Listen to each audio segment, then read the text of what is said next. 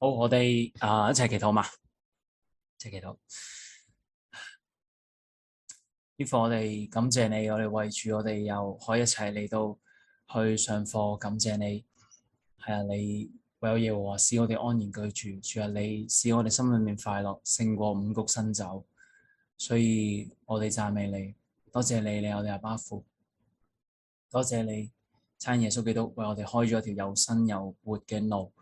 多謝你差遣聖靈嚟到教導我哋，聖靈我哋歡迎你，你就係保惠師，你就係真理嘅靈，你會帶領我哋進入一切嘅真理。所以聖靈我哋求你去教導我哋，主我哋話你係聖靈，你係我哋嘅老師，我哋係你嘅學生，所以我哋今日一齊嚟到你學習，聖靈你親自嚟到藉住聖經神嘅話語約珥書呢個書卷去親自教導我哋，以至到我哋又去個心向你行近多一步，以至我哋個心又再知道你想喺呢個世界裏面想做嘅嘢，以至到我哋都可以知道點樣去回應你。我哋多謝你，聖靈你真理嘅領導教導我哋，多謝你，禱告奉耶穌嘅名，阿門。好，咁聽到嘛？OK 哦，OK，咁我就 share 個 screen，去。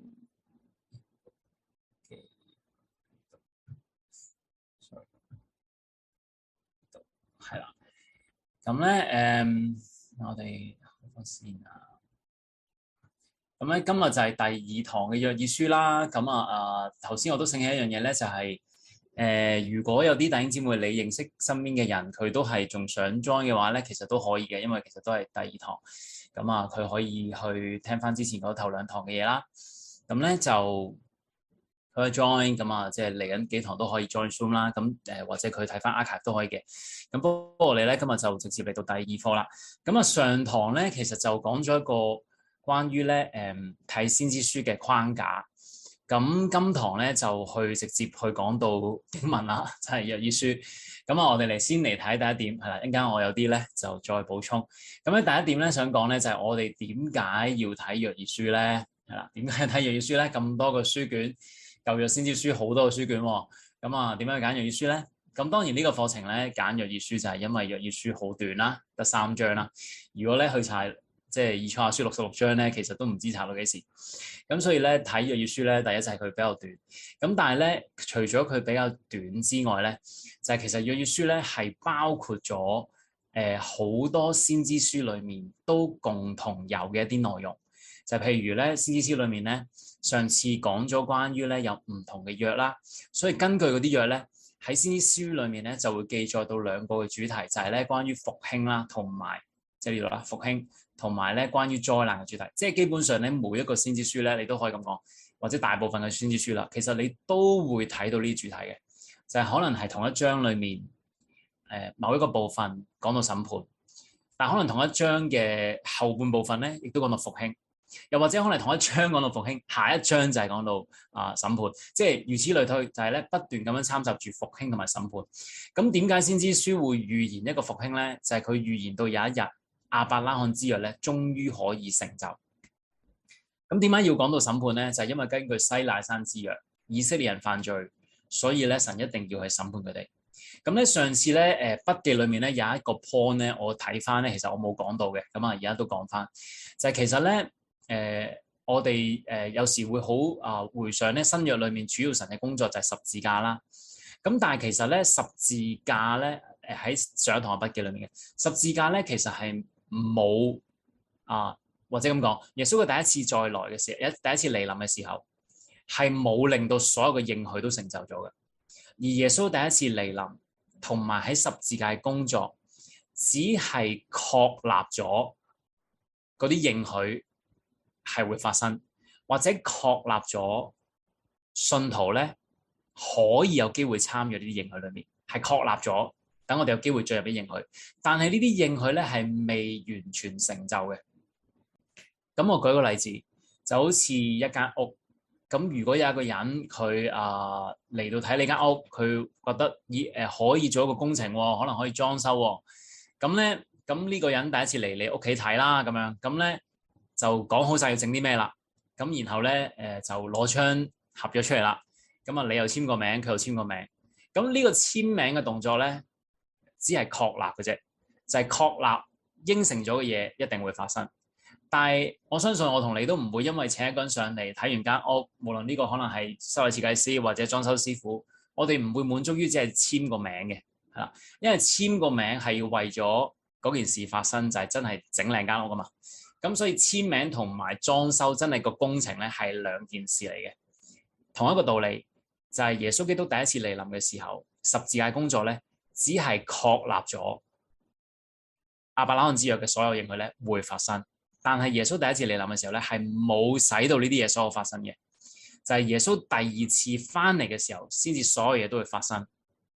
例如以色列嘅得救係耶穌第二次翻嚟嘅時候發生，神應承我哋嘅復活嘅身體係第二次耶穌翻嚟嘅時候發生。例如神應承咗耶路撒冷新耶路撒冷降臨會建立新天新地，係耶穌第二次翻嚟嘅時候先發生。我哋會見到神，我哋會完全成聖，我哋會似神，呢啲都係耶穌第二次翻嚟嘅時候先發生。咁所以咧，其實即係話咩咧？就係今日我哋咧去認識救恩咧，唔係只係一個2000年前發生嘅事，以至到我哋偶爾去回想翻呢個2000年前嘅記憶咁簡單。而救恩咧，其實係一個喺將來會發生嘅事，而我哋係仰望將來會成就嘅一樣嘢。曾經有一個老師咧咁講過，佢話咧，婚禮咧對於兩類唔同人嚟講咧係有好唔同嘅意義噶。婚禮咧對於嗰啲結咗婚嘅人嚟講咧就係一個回憶嚟嘅，就好似結咗婚好耐，10年20年，咁佢會可能耐唔耐嘅時候拎翻嗰個結婚相出嚟睇啦，咁啊去懷念翻當時婚禮嘅時候係咁樣噶喎，着咗啲咁嘅衫噶喎，發生咗啲咁嘅事情噶喎，有啲咩賓客出席喎。所以對於一個結咗婚嘅婦人嚟講咧，婚禮係一個好有意義嘅事情，但係一個你回想嘅事情。但係呢個婚禮咧，對於一個結咗婚嘅婦人嚟講咧，係唔會好影響佢每日嘅生活嘅。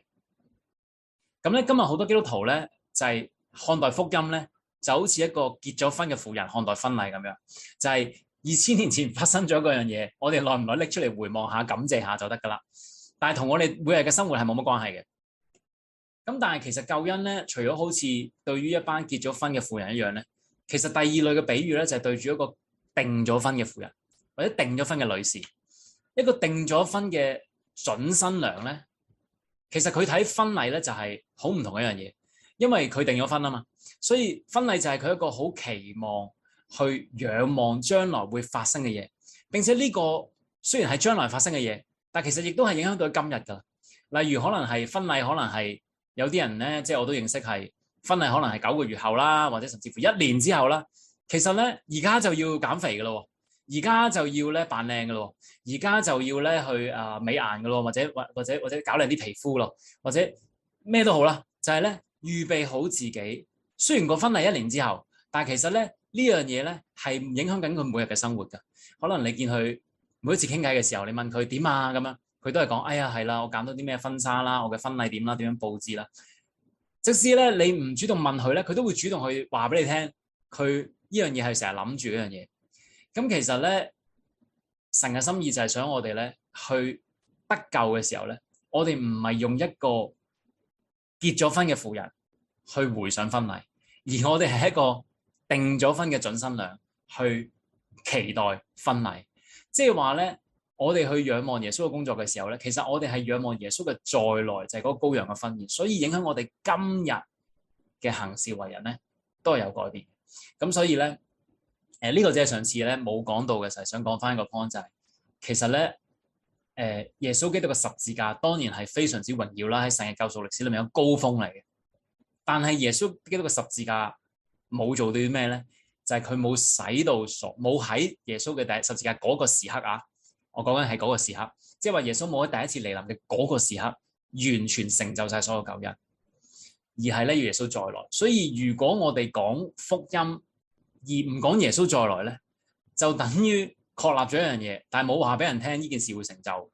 咁所以其實咧都係講一句，就係話天國嘅福音係一定必須要包括耶穌嘅再來。如果我哋唔傳講耶穌嘅再來咧，其實唔係一個天國嘅福音，只係一個赦罪嘅信息。好，咁我哋去 D 個點啦。咁咧，我哋都在座咧，應該都幾多係一啲五旬宗嘅即係信仰嘅弟兄姊妹啦，或者你可能唔會講自己係五旬宗，但係都係對聖靈開放噶啦。咁其實無論我哋係講我哋自己五旬宗又好，或者聖靈開放都好，其實咧研究約珥書係更加我哋要研究約珥書，因為其實我哋話五旬節，我哋係五旬宗嘅基督徒，我哋喺門徒咧佢得救，但係佢喺五旬節裏面咧經歷聖靈充滿。咁其實呢個咧就係喺《使徒行傳》第二章發生，但係喺《使徒行傳》第二章嘅時候咧，其實彼得有好多經文可以引用嘅，但係彼得咧佢係引用咗咧約珥書嘅經文，係啦，呢度加佢先。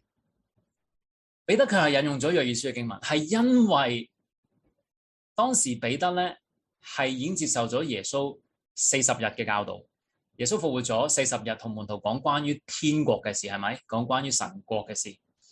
咁所以我好相信咧，或者應該咁講，我推測啦，唔好講我好相信，我推測咧，應該耶穌都有機會咧喺嗰40日裏面講到關於舊約嘅先知嘅關於佢嘅預言。咁我推測啦，亦都可能有機會咧，包括到約珥書。咁所以你見到咧，經歷完彼得去禁食啊，佢講道嘅時候咧，彼得係好自然就講到約珥書嘅。因為其實咧，我相信當時唔係彼得即刻叫做靈光一閃咁到約珥書嘅。其實基本上喺《使徒行傳》第一章嘅時候，佢祈禱嘅時候已經知道係根據約珥書嗰個 pattern 嗰個模式去祈禱。所以《使徒行傳》第二章發生嘅時候，彼得係唔會好驚訝，因為耶穌已經教咗佢噶啦嘛，就係根據約珥書有一個嘅 pattern， 有一個模式，所以彼得唔係立亂嚟，彼得係完全係根據翻約珥書嗰個留下嗰個模式而去做。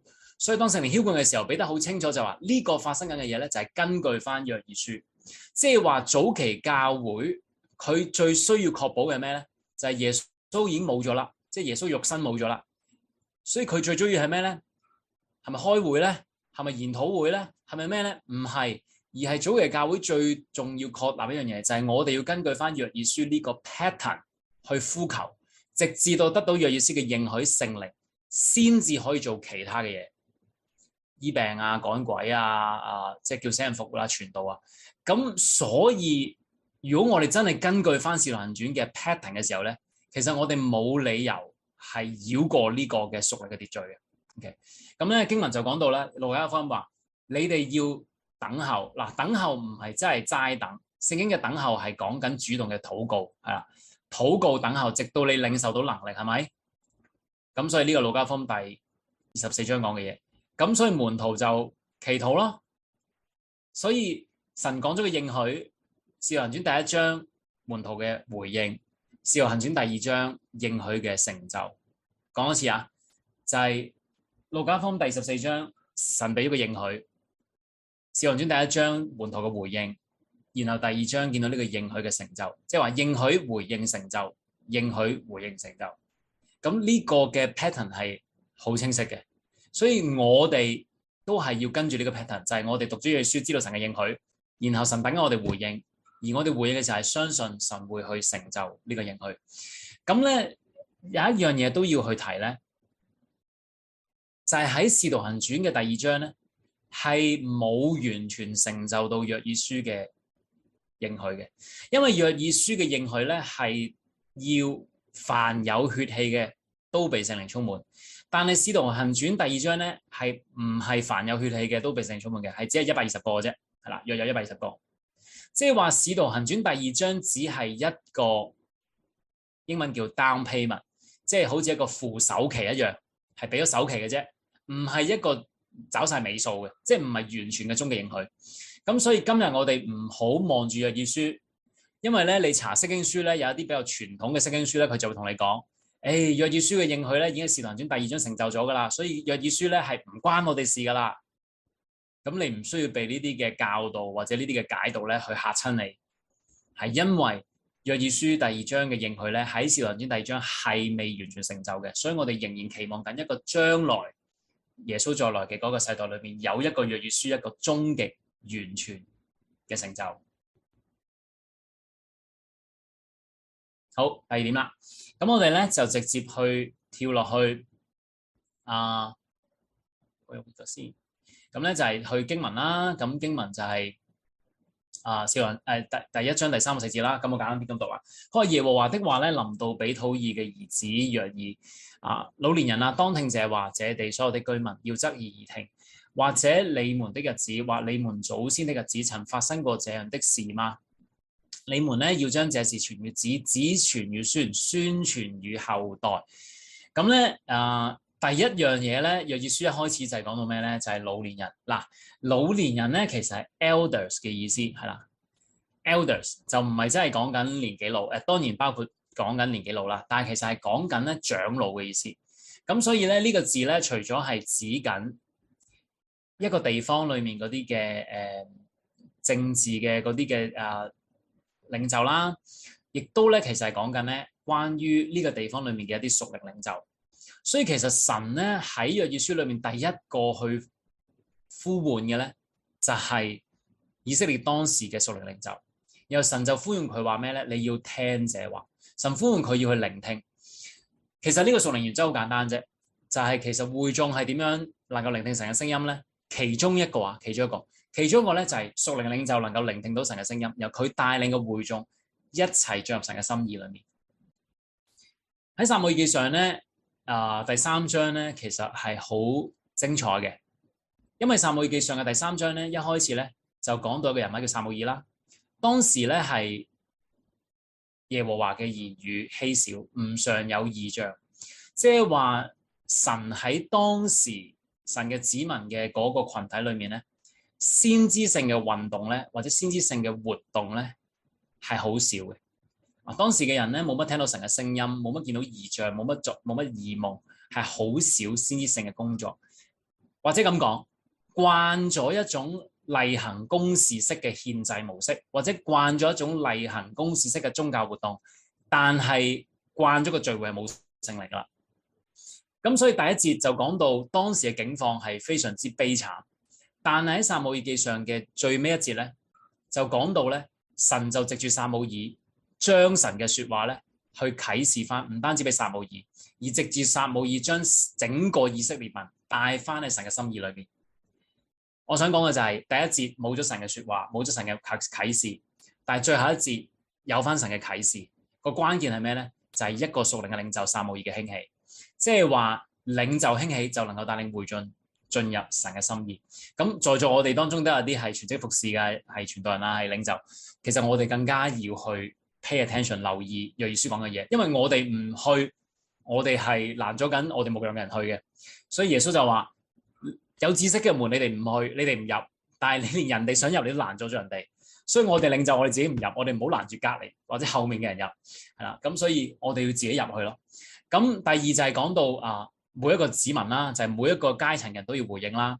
咁呢個就好直接，咁我唔講啦。好，第二咁咧經文就講到咧，佢話咧要聽這話，要側耳而聽。咁咧我就想強調呢個聽字啦。成個約珥書一開始咧就係講要聽啊，你哋要聆聽啊。咁原來咧聆聽係耶穌咁多個教導裏面重複得最多嘅，係啦。咁咧呢度有個 footnote，咁你睇翻自己下面啦。footnote就係嗰啲經文，咁我俾晒你噶啦。就係耶穌咧有10幾次最多講到，你哋要聽，凡有耳聽嘅就應當聽。聖靈對眾教會所說嘅就有耳聽嘅就聽，就係聽。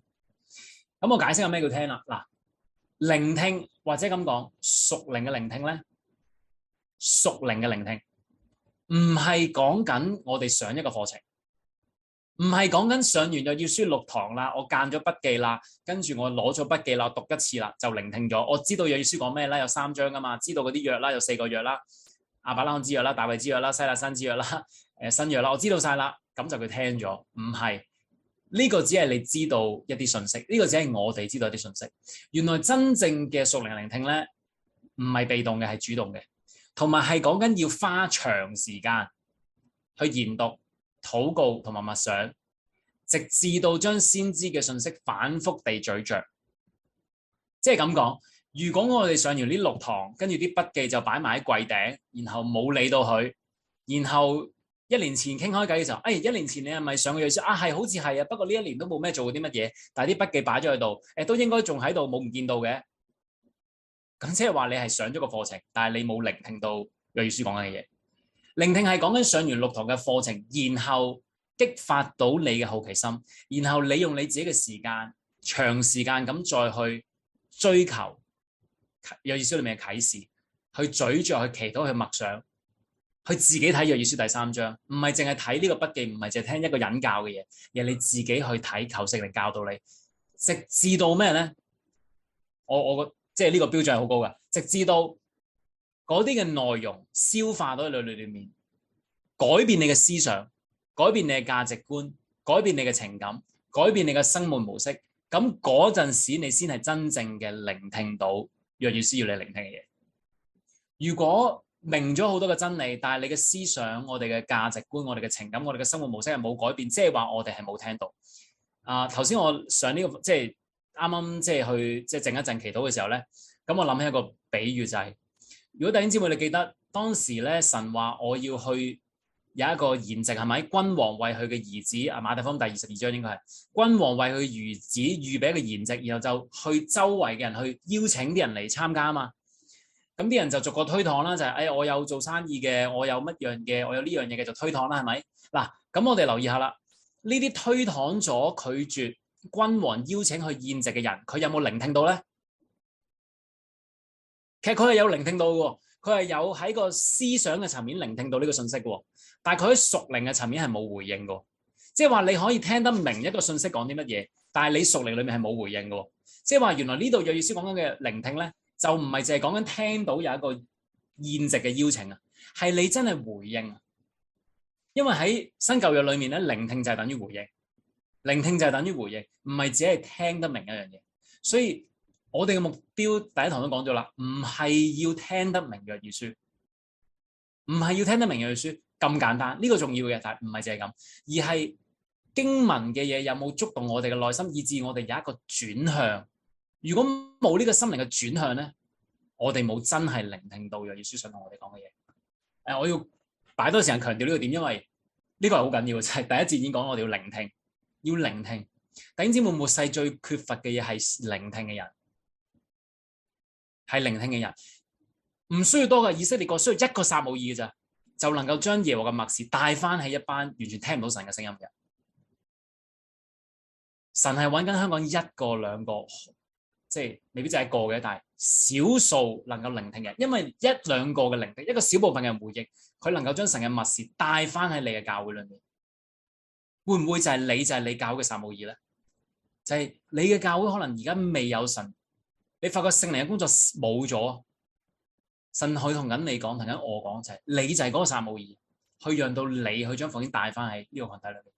好，第一，我話當先知嘅信息會有觸動我哋嘅心靈嘅時候，我哋嘅宣講都唔會觸動神嘅心靈，係啦，所以冇用噶，唔係抄完呢個筆記你照噏翻一次俾人聽，冇用噶，係你要消化呢個內容。所以以西結書裏面，神點樣興起以西結去發預言咧？就係話以西結，你想做先知啊嘛，你想觸摸人嘅心靈啊嘛。你想為呢個世代帶嚟改變啊嘛，你想帶嚟復興啊嘛，好，以西結唔該你食咗個書卷先，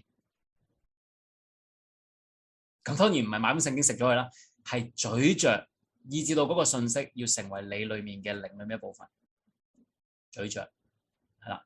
有一句 quote 我都中意嘅，就係先知只係宣講，先知係會宣講佢看見嘅嘢。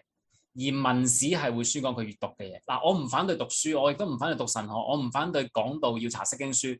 但係如果我哋嘅講道只係因為查完釋經書之後照噏翻一次咧，係唔會改變到生命嘅。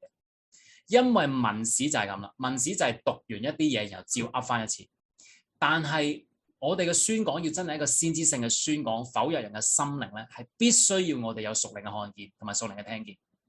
所以耶穌講完道嘅時候，眾人覺得佢有權柄，因為佢唔似文史，因為文史係冇屬靈嘅經歷，佢冇食書卷，佢冇消化。好，第二啦，佢話在你們嘅日子同埋你們祖先嘅日子，曾發生過這樣的事嗎？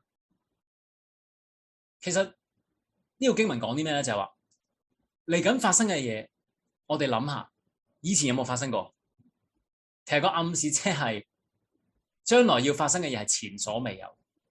咁所以呢個經文其實咧提醒我哋唔好俾一種譏諷嘅靈啊。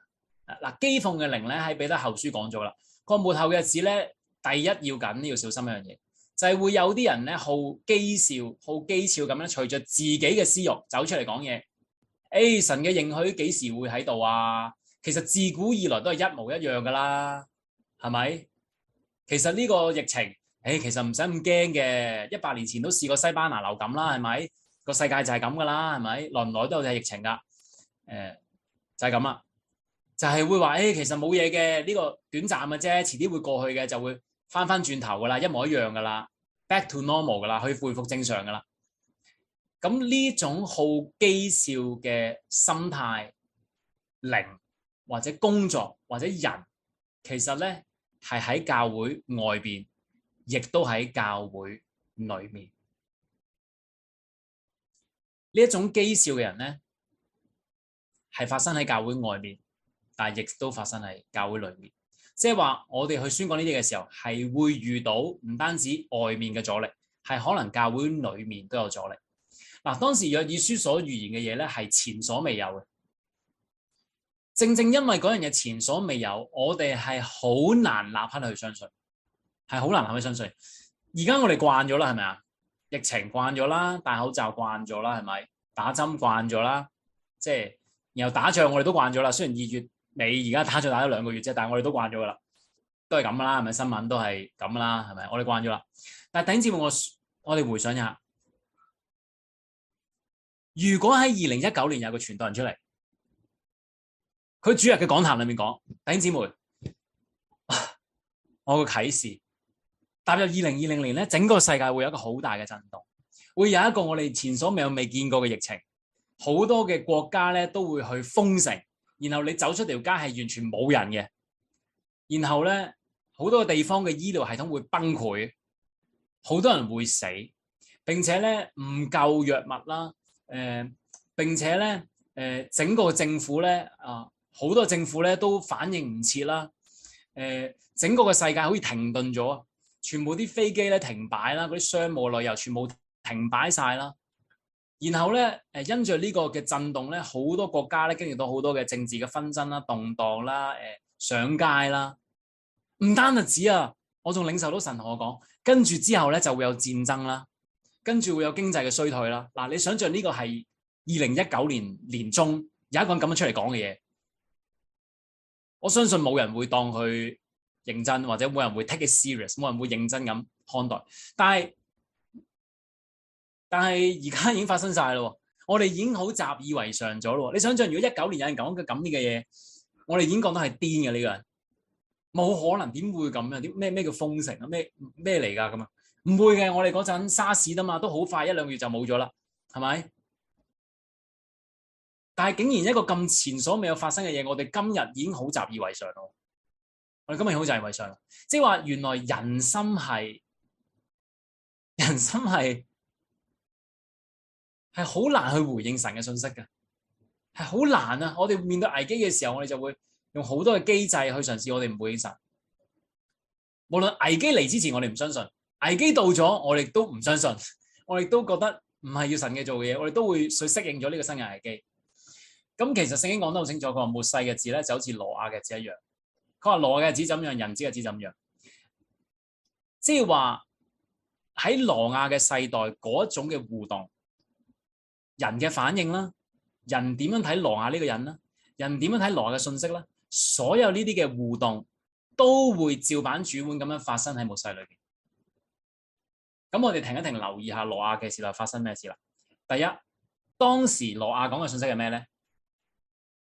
喂，會落雨噶，會有洪水噶，會淹沒成個世界噶。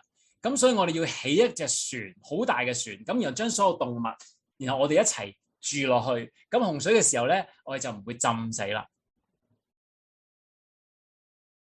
彷彿我哋都好似聽到背後啲嘲笑聲係嘛？開始聽到啲嘲笑聲啦。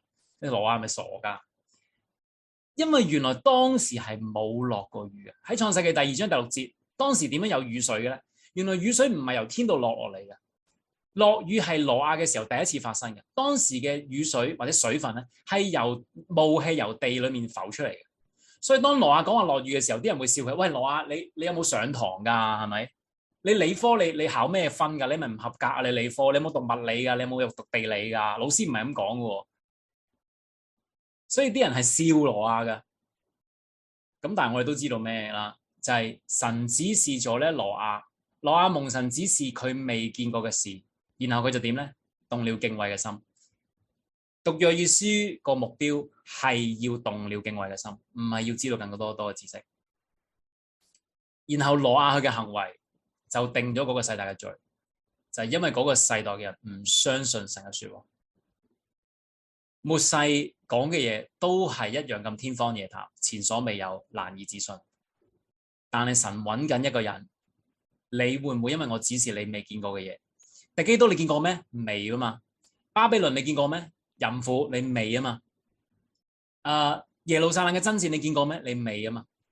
嗰啲七碗七號七印你見過咩？未啊嘛。但係你會唔會因為聖經嘅說話而呢啲你都未見過事，你就動了敬畏嘅心，而你嘅回應就能夠成為呢一個世代嘅挪亞，係為神去發言嘅。第三節啦，佢話你要將啲事傳與子，子傳與宣傳與後代，即係話咩咧？我哋要致力於聆聽神嘅聲音，然後去盡心神嘅計劃啦，然後為我哋嘅下一代啊，去遺留下一個寶貴嘅屬靈嘅遺產。弟兄姊妹，為下一代着想，唔係某一間教會嘅專長，唔係話某一間教會我做青少年教會，我就去為下一代。咁我唔係，而係神呼召我哋每一個都要為下一代着想。點解？因為耶穌明白一樣嘢，佢話我不再在世上，你們卻在世上。我哋要明白一樣嘢，我哋有一日唔會再喺呢個世上，但係我哋嘅下一代仲喺呢個世上。即係話有啲嘢我哋唔會面對，但係佢哋會面對。咁係咪佢哋會面對，我哋唔使面對，我哋就即係翹埋雙手咧？唔係，而係每一代都要神託付我哋，為住下一代留一個屬靈嘅遺產。今日我去研究呢個約珥書，係因為上一代嘅唔同嘅老師，即係我接觸到比較挨後嘅牧師，上一代嘅人，佢而家可能已經60幾歲啦。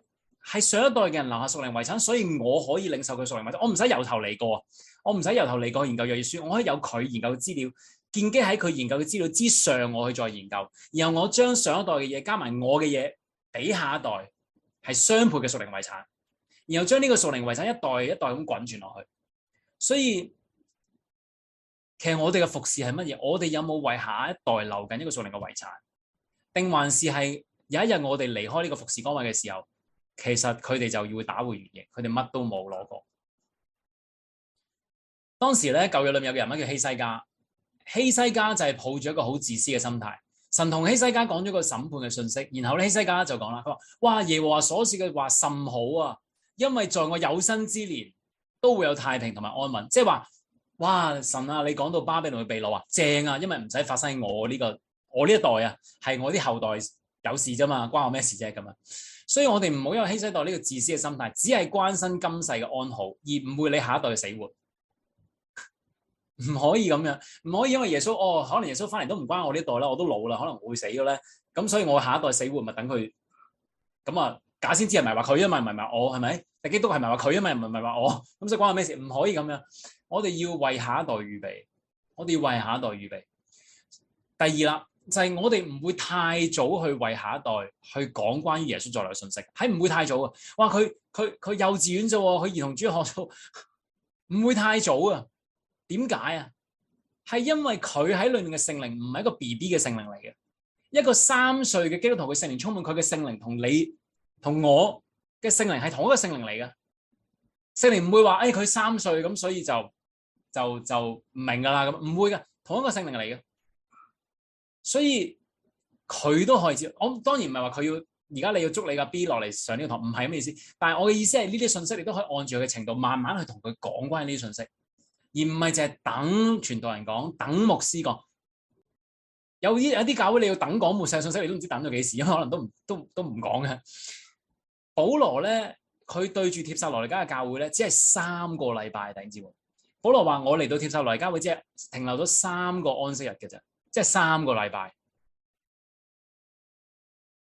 如果我哋帶同一個人帶咗個決志，有3個禮拜為佢培訓，唔知你嘅初信班你會同佢講啲咩咧？你可能會同佢講，你要返崇拜啦，係咪？你可能同佢講你要翻小組啦，你可能同佢講你要好啲嘅都好叫我祈禱啦，係咪？我唔知你會講啲咩，但係你知唔知保羅嘅初信班講啲咩啊？末世啦、敵基督啦、主嘅再來啦、教會被提啦。帖撒羅尼迦後書第2章第5節，保羅話：我還在你們嘅時候，唔係將呢啲嘅事都講晒俾你聽啦咩？你唔記得咩？帖撒羅尼迦教會，我喺你3個禮拜嘅時候，我講咗俾你聽咩叫耶穌再來啦、敵基督啦、主嘅再來啦、教會被提啦，我講咗噶啦。點解咁快你又俾人迷惑咗？所以呢樣嘢對於保羅嚟講，唔係一個你信主信咗好耐，然後上晒啲初信嘅10班，然後你先至去進階，或者你讀完神學、讀完 master 再去讀博士嘅時候，你先慢慢研究。唔係啊，係你一開始嘅時候就係要知道嗰樣嘢。如果我根據哥林多後書，我話我已經許配咗基督嘅話，我係貞潔嘅童女許配咗基督，咁我第一樣要知嘅就係要有一個羔羊嘅婚宴啦，係咪？你冇理由嫁，你冇理由，你唔係嫁，你冇理由叫做同一個人訂咗婚，但係你都唔知有婚禮噶嘛？即係訂婚就自然你知道有婚禮。同樣地，你決咗志，你信咗主，你許配咗基督，你自然就會要知道佢嘅再來嘅。呢個係自然不過嘅事情。咁所以我哋要傳咯。好，第三，我哋要將一代傳一代，然後建立到咩咧？第4代。因為當你傳子第2代啦，傳孫第3代啦，孫傳後代的第4代啦，你諗下呢個人第4代啦，佢會講啲咩咧？哦，原來約珥書講嘅嘢都唔係咁騎呢啫，都唔係咁奇怪啫，因為我爸都係咁噶啦，我爺都係咁啦，我嘅曾祖父都係咁啦，我第4代噶啦。我哋不嬲都係講呢啲信息噶啦，我哋不嬲都定期禁食祈禱噶啦，所以唔奇怪噶，唔騎呢噶，唔極端噶。所以嘅意思即係話要建立一個約珥嘅軍隊，令到佢哋覺得約珥書嘅生活模式係一個基督徒嘅正常生活模式。禁食祈禱好正常，基督徒就係要咁噶啦。呼求復興好正常，基督徒就係咁噶啦。唔係淨係星期日翻主日崇拜，其他1至6係同神冇關係嘅。唔係，而係一個聖潔、禁食、祈禱、呼求食復興，喺神面前呼求嗰一個約珥書第2章嘅生活模式嘅生命係好正常嘅，因為我爸係咁，我阿爺係咁，我曾祖父都係咁。咁呢個工程係咪1個月可以發生嘅咧？唔係，係用我哋嘅一生去投身喺裏面。我唔會期望我教一個約珥書6個禮拜就會發生呢樣嘢，但係呢個我求神幫助我係我嘅生命信息咯，亦都求神幫助你，呢個係你嘅生命信息咯。因為唔係一個人教6個禮拜就可以成就呢樣嘢，係要有一班人用年、5年、10年去不斷講。你未必要透過 YouTube， 你未必要透過教書課程，你未必要透過主日崇拜講道，因為可能你唔係傳道人，但係你可以透過你嘅影響力同你身邊嗰1個人講、2個人講。第4啦，我好中意呢句說話。我哋係虧欠咗下一代，係我哋虧欠下一代嘅。我哋虧欠咗下一代一個俾自己嘅成功人生，即係話呢個世界就係講咩咧？你就要過你嘅成功人生，就係你要可能讀好嘅書啦，你要入好嘅大學啦，你要搵份好嘅工啦，你要成為中產啦，你有好嘅收入啦，呢個社會人會尊敬你啦，你受萬人景仰啦，你行出社會嘅時候有頭有面啦，跟住你住一個好嘅屋啦，跟住你結婚啦，跟住生仔啦，小朋友係讀名校啦。但我唔係反對呢啲嘅嘢。但係你明我講咩啊？就係一個成功人生嘅一個異象。其實呢個世界就係教緊佢咁啊嘛。成個世界都係講緊經濟，其實就係物質咯。經濟唔係淨係包括物質，不過當呢個世界講緊追求經濟嘅時候，其實好大部分都係講緊物質。我哋欠咗下一代一個更高嘅異象同埋使命，就係一個更偉大同埋更史詩式。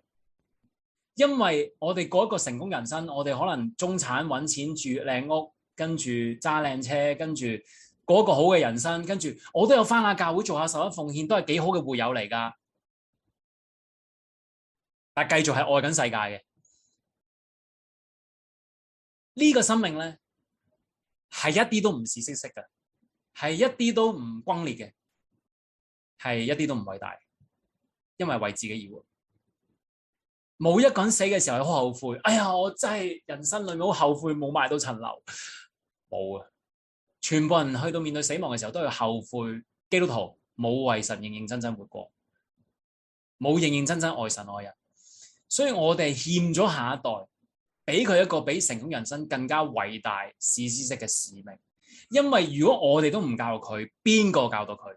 如果我哋都唔教導佢，個世界就會教導佢追求一個成功人生，然後上台講下見證。哎呀，我真係好啊，神真係好啊，祝福我啊！你睇下我祈禱咧，神又俾我去到呢啲樣嘢啊，神又俾你佢。我唔係講緊呢啲見證唔好啦，但係我相信你明我講啲咩，就係嗰個好中產嘅基督徒生命係啦，即係有少少耶穌，有少少教會服侍，教會裏面都有頭有面，但係其實裏面都係繼續愛世界嘅。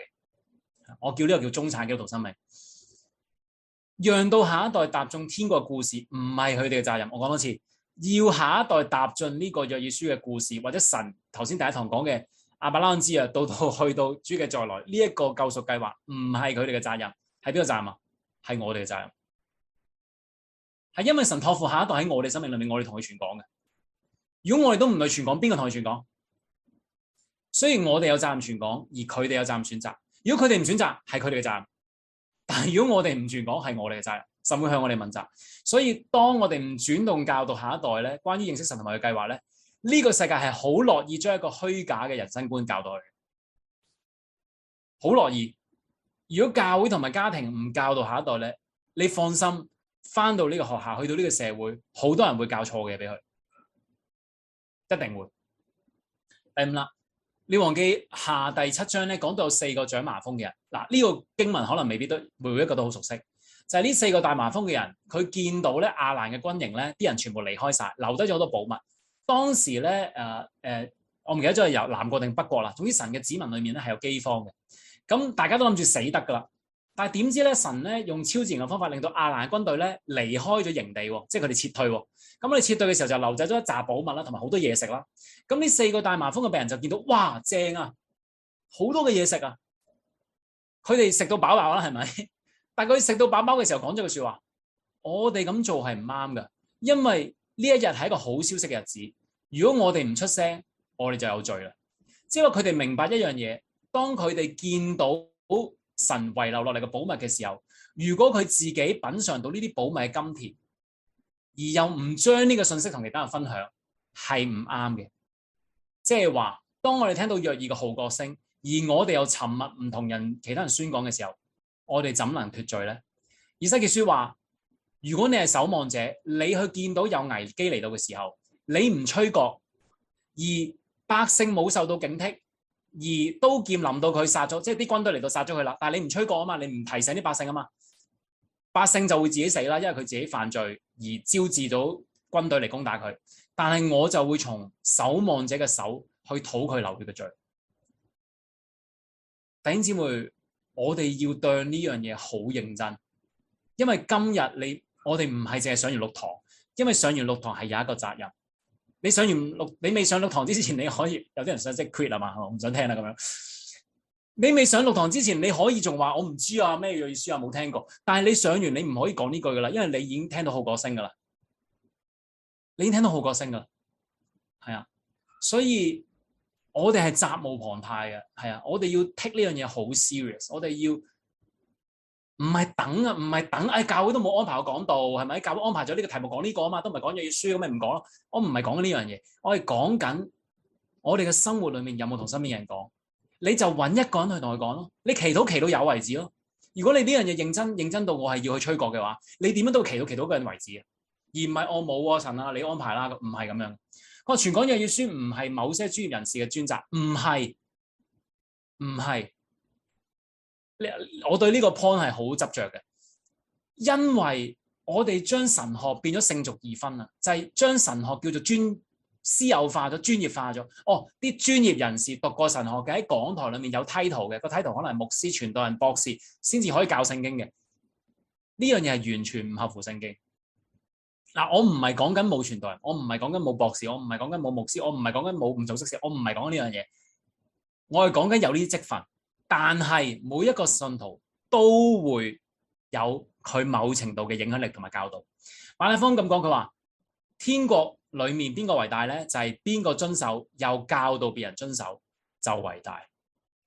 所以教會嘅復興唔係淨係傳道人努力啲，而係每一個會眾都肯拎起佢嗰一份去行前一步，福音先至能夠成全到。唔係一班人拱晒佢嚟做，我淨係負責翻嚟主日崇拜，坐喺張凳坐兩個鐘，坐亂張凳2個鐘頭就走咗，咁就盡咗個責任啦，交咗奉獻啦，剔咗到啦，都做安心出行啦，就完咗。唔係，咁嗰啲梗係緊要啦，當然。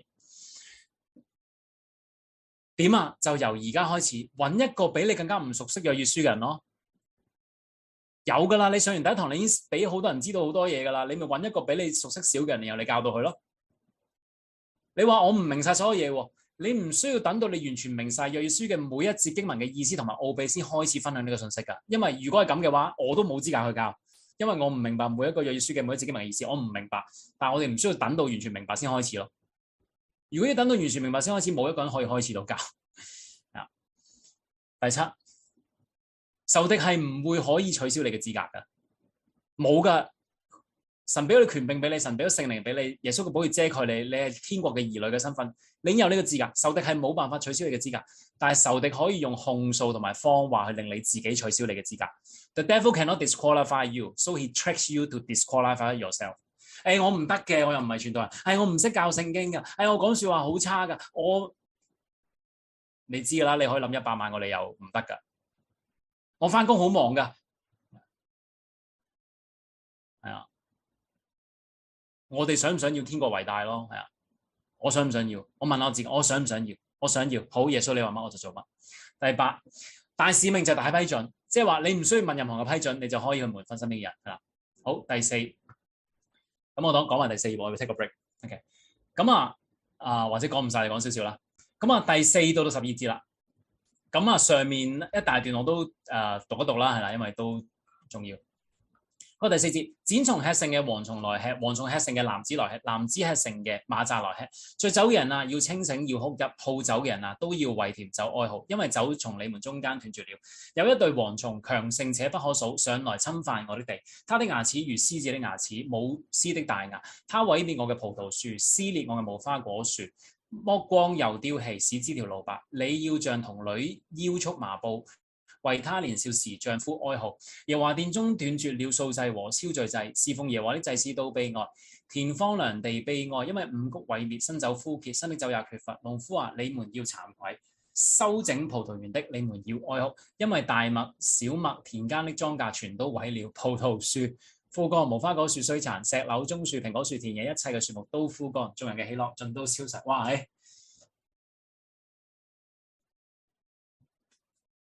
大件事，哇！咩都出晒，葡萄樹、蘋果樹、無花果樹、石榴樹，乜都出晒。好，我哋慢慢嚟睇啦。第4節，剪蟲啦、蝗蟲啦、蝻子啦、螞蚱，即係話呢個經濟嘅災難咧係4浪嘅。原來咧神興起蝗蟲去食咗啲農作物，就係想話俾我哋聽，揭示我哋，哇！蝗蟲冇晒啦，我哋死啦，冇嘢食啦，好驚啊，係咪？其實個危機咧係要話俾我哋聽，我哋將個安全感擺喺邊度？擺喺外在嘅地方啊，定還是擺喺我哋嘅神嗰度？當然都係好多嘢自然反應嘅。冇口罩喎，咪撲咯，係咪？冇嘢咪驚咯，係咪？冇廁紙咩咪衝去搶咯，係咪？咁好人之常情嘅。但係我哋做呢啲嘅同時，我哋都要問我自己，其實我哋嘅安全感擺喺邊度？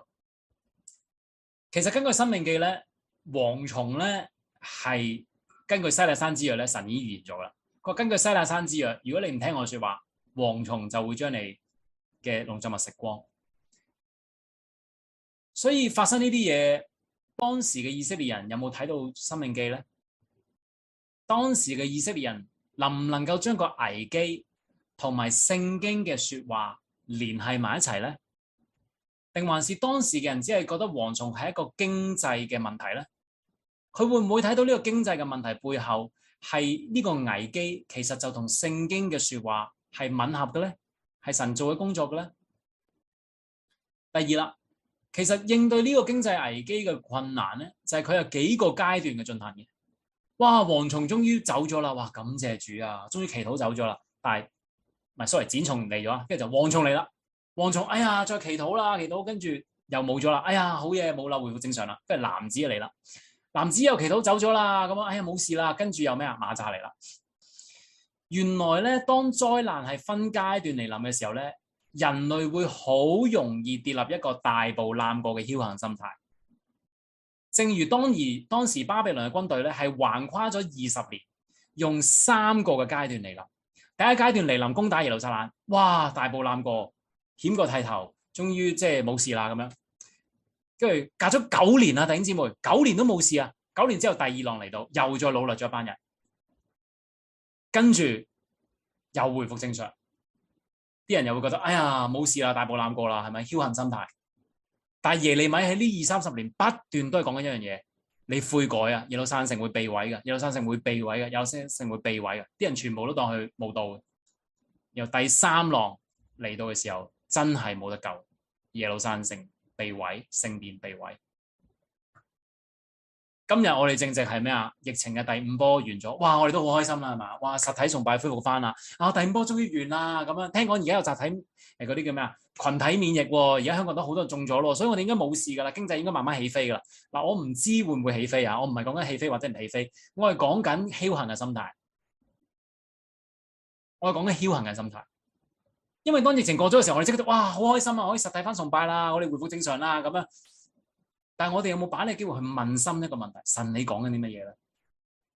疫情可以過去，但係冇人講到幾年後會有其他嘢發生，可能係經濟嘅問題咧，可能係軍事嘅問題咧，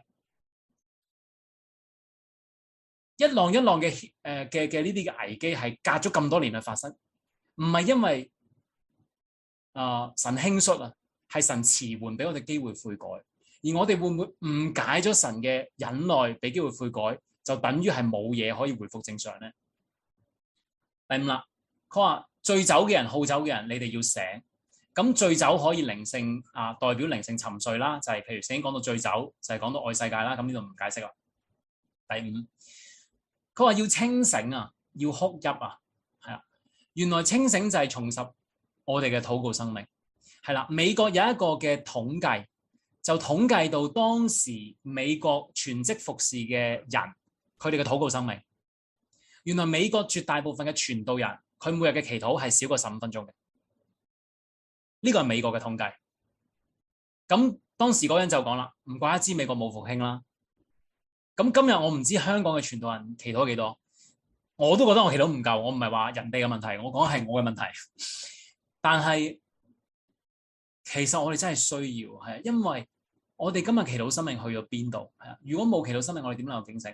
所以哭泣唔係只係因為冇咗物質嘅嘢。哎呀，啲蝗蟲嚟到啊，死啦！我哋哎呀冇咗，我哋銀行冇晒啲錢啊，我哋啲食物冇晒，俾人咬晒。我哋唔係為咗失去外在物質嘅嘢而傷心，我哋係進入靈性嘅哀傷，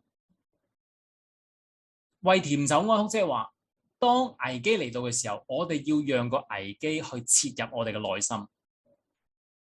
去切入我哋嘅內心，而唔係只係顧住開啟我哋嘅危機應對機制。即係話危機嚟到嘅時候，好多人死喎，有啲人喺醫院外面就睇唔到症就死咯。我哋唔係第一個反應就開掣啟動我哋嘅危機應對經濟，即刻就去分析，係政府問題，係呢個部門嘅問題，係呢個官員嘅問題，係呢樣嘢嘅問題，係呢個政策嘅問題，係呢個做法嘅問題，係動員能力嘅問題。所以教會咧係呢個問題，要咁樣應對，要咁樣措施，要咁樣實體，要咁樣轉書，即係全部呢啲都冇問題嘅。但係如果淨係呢啲嘢咧，淨係危機應對經濟，而我哋冇去讓嗰個危機切入我哋嘅心咧，我哋就會浪費咗呢個危機。因為呢個危機冇喺我哋心裏面產生一個靈裏面哀痛，而我哋就馬上跳到去一個危機應對嘅機制。呢個危機都冇 touch 到我哋嘅心，我哋就去應對機制啦。嗱，我哋即刻開會點樣搞掂翻呢個崇拜，或者搞掂翻我哋嘅教會？呢啲嘢梗係好啦，但係呢啲嘅同時，我哋有冇俾一個空間，讓到危機切入我哋嘅內心？佢話當神嘅審判介入嘅時候咧，只有2種嘅眼淚。嗱，每一次危機嚟嘅時候，只有2種眼淚就係弟兄姊妹，只有2種眼淚。第一種眼淚就係悔改嘅眼淚，第2種眼淚係咩咧？苦難嘅眼淚。原來悔改嘅眼淚就會帶嚟悔改啦，係咪？復興同埋祝福。但係如果苦難嘅眼淚咧，就會帶嚟傷痛、死亡同審判。即係話我哋係嗰班見到葡萄樹、無花果爛晒啦，哎呀冇錢啦，而家要捱窮啦，苦難嘅喊啊，定還是我哋因為罪嘅傷痛，我哋因為神嘅子民嘅靈性低落，我哋因為我哋嘅心腸剛硬嘅哀痛嘅悔改嘅眼淚，因為兩樣嘢係完全有分別嘅。如果我哋唔識得喺危機之前喊哭泣，即係話呢個係咩啊？悔改嘅眼淚啦。如果我哋唔識得喺危機之前流一個悔改嘅眼淚，咁我哋就要預備我哋自己喺危機之後流一個苦難嘅眼淚。如果我哋唔識得喺危機之前哭泣，我哋就會喺危機之後哭泣，因為我哋冇悔改，我哋冇逆轉到呢個審判。所以神話有兩種嘅憂傷，從神意思嘅憂傷就會生出沒有後悔嘅懊悔，就係話真係悔改能夠將個咒詛變成祝福，但係世俗嘅憂傷咧係唔會有任何果效嘅，只會令你死。疫情嚟好多人都喊噶，你睇電視節目啊，好多人都喊噶，係嘛？7點半嘅電視節目有喊噶，好慘啊，疫情啊乜乜。呢個世界流緊嘅係苦難嘅眼淚，但係我哋信徒流緊嘅係咩眼淚咧？所以我哋有個 break 好嘛？好，我哋翻嚟啦，咁啦，我哋就去第5頁嘅筆記，咁我哋咧就第2點啦。好，咁咧呢度就講到咧先啦 ，OK， 呢度就講到咧關於早期嘅教會啊，係啦，咁咧早期嘅使徒咧能夠喺監獄裏面歡呼歌唱，係啦，呢個經文就講到咧《使徒行傳》第16章咧，當時保羅同埋西拉咧，佢被監禁嘅時候咧，其實佢就喺監獄裏面咧去唱詩讚美神。所以其實早期嘅教會點樣去能夠喺監獄裏面去歡喜快樂咁歌唱咧？就係因為其實佢識得喺內室裏面流淚禱告。我講一次，就係早期嘅教會能夠喺監獄裏面唱歌讚美神，係因為佢喺內室裏面流淚禱告。如果冇一個內室嘅流淚禱告生命，我哋就唔能夠喺監獄裏面去歡喜快樂咁唱歌讚美神。原來每一個信徒都能夠喺教堂裏面唱歌，係啦。我哋啱啱呢個禮拜係咪啊？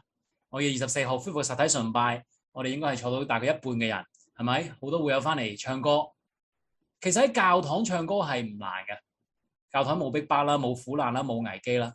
但係神喺末世裏面唔係淨係興起一班要喺教堂裏面唱歌嘅人啊，而係興起一班喺監獄裏面唱歌嘅人。所以個問題就係點解神要興起危機？因為危機係反映咗我哋真實裏面係擺咗啲乜嘢。究竟當有一日危機嚟到嘅時候，我哋冇咗我哋健康，冇咗我哋嘅自由，冇咗我哋嘅財產，冇咗我哋嘅甚至乎家人，冇咗我哋嘅性命嘅時候，我哋喺監倉嘅時候，我哋嘅心裏面仲有冇對神嘅愛歌？我哋可以喺教會裏面唱耶穌我愛你，喺教堂裏面唱耶穌我愛你，但係我哋喺監獄嘅時候係咪唱緊咒詛神嘅歌咧？係咪？所以其實個狀況就係，其實我哋裏面嘅生命係乜嘢？神要興起危機去俾我哋知道裏面我哋安全咁擺喺邊度。係啊，如果我哋平時有一個內室禱告嘅生命，你弟兄姊妹我哋想象下，如果你平時啊，你都唔係要靠呢啲嘢，冇機打咪冇機打咯，冇得玩咪冇得玩咯，閂戲院咪閂戲院咯，冇得旅行咪冇得旅行咯。你總之俾間房俾我，俾本聖經俾我，聖靈住喺我裏面，我就識得自得其樂噶啦。呢啲人係唔會怕坐監噶。因為佢唔需要呢啲嘢去令到佢開心啊！你明唔明啊？就係呢啲嘅人，佢係唔會怕坐監嘅。佢覺得仲正啦，坐監大把時間靈修添啊！因為喺監獄裏面偷唔走啲咩啊？偷唔走喺佢腦裏面神嘅話語咯，偷唔走喺佢裏面嘅聖靈咯。你偷唔走啊！所以神喺末世裏面要興起識得喺監倉唱歌嘅，唔係淨係喺教堂唱歌嘅。好，第 D 個點啊？佢話有一啲蝗蟲係強盛不可數啦，咁即係話呢個蝗蟲之災咧係超過任何人嘅能力所能夠解決嘅，係啦。我哋人類好興，頭先都講過嘅係咩啊？嗰個危機應對機制啊，係啦。有時甚至乎教會內外嘅人都係咁樣噶啦。我哋好強嘅香港人，我記得咧，我當有即係呢個疫情嘅時候咧，我哋好多嘅即係唔同嘅群體啦，我嘅咁講，即刻話我哋如何應對新嘅危機，就好多嘅研討會啦。無論教會內外嘅人，我哋嘅危機應對機制都好強噶，所以社會一定係啦，係咪？每一個政客嚟到都係講一樣嘢噶啦。問題唔緊要嘅弟兄姊妹，或者唔係佢唔係講緊問題唔緊要嘅普羅大眾市民，因為我哋團結一致，我哋就能夠改變噶啦，我哋就能夠帶嚟再創高峰噶啦咁樣。呢個世界就係講緊呢個論調啊，但係神話唔係咁樣，我要興起嘅危機係冇人有能力解決得到，因為我要使人謙卑。所以當個世界仲喺度歌頌緊要繼續解決問題，去高舉人嘅能力嘅時候，其實我哋係咪識得去謙卑？神就等緊我哋謙卑，跟住毀滅葡萄園啦，跟住無花果啦，剝光丟棄枝條蘿蔔，即係嗰條樹咧，俾嗰啲蝗蟲咬到嗰啲皮冇晒，白雪雪得條框，好恐怖嘅就係講緊呢個經濟狀況。所以咧喺舊約聖經裏面咧，成日都會用葡萄樹、無花果咧去象徵經濟嘅，象徵究竟有冇神嘅祝福定係神嘅咒詛嘅。所以應該係哈巴谷書係咪？第3章佢話，雖然葡萄樹不見果，橄欖樹不效力，係咪啊？就係講緊其實就係一個好舊約成日有嘅主題，講到關於究竟係經歷緊神嘅祝福定係神嘅咒詛，或者係個外在環境係點樣。F 個來啦，第8節，佢話你哋要像童女腰束麻布，像少年時嘅丈夫哀哭。哇！呢個好殘忍，即係話唔好淨係去顧住指責啦、分析啦，同埋較己力去解決危機。我唔知弟兄姊妹你喺疫情嘅危機裏面，或者而家戰事嘅危機裏面，即係打仗啦，即係當然唔係好近我哋啦，但係我相信會。即係嗰啲嘅後遺症或者個影響嘅嘢，會慢慢我哋會浮現出嚟嘅。譬如我哋都貴咗啦，食物係咪？因為油價嘅問題。當危機嚟到嘅時候咧，我哋細想一下，人嘅反應就係呢3樣嘢噶啦，指責咯，都係政府嘅問題，都係官員嘅問題，都係呢個問題，都係政策問題，都係唔夠協調咯，唔夠動員咯。咁我唔係反對緊呢啲嘢，但係基督徒唔可以淨係咁樣。因為如果我哋淨係咁樣，我哋同唔信主人係冇分別。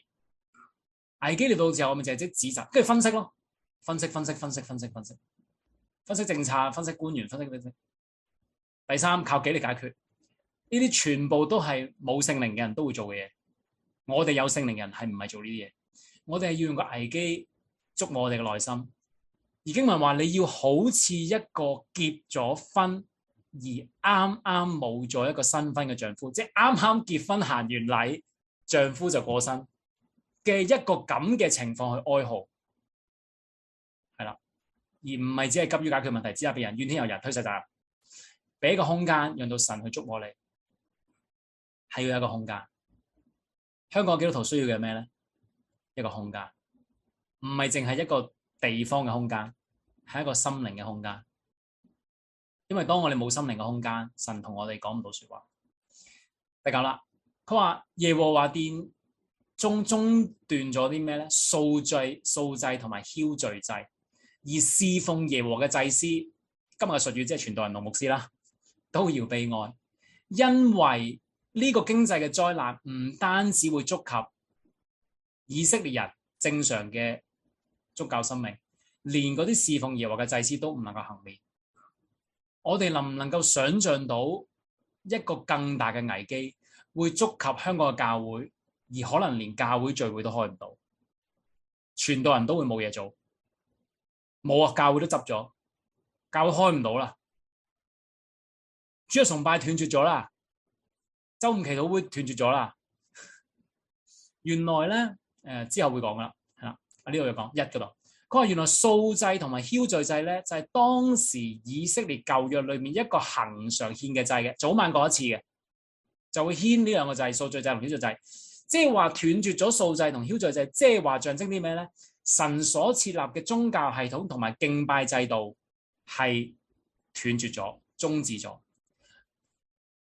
今日嘅比喻即係話咩咧？我哋點樣維繫我哋基督徒嘅恆常嘅宗教制度同埋敬拜系統啊？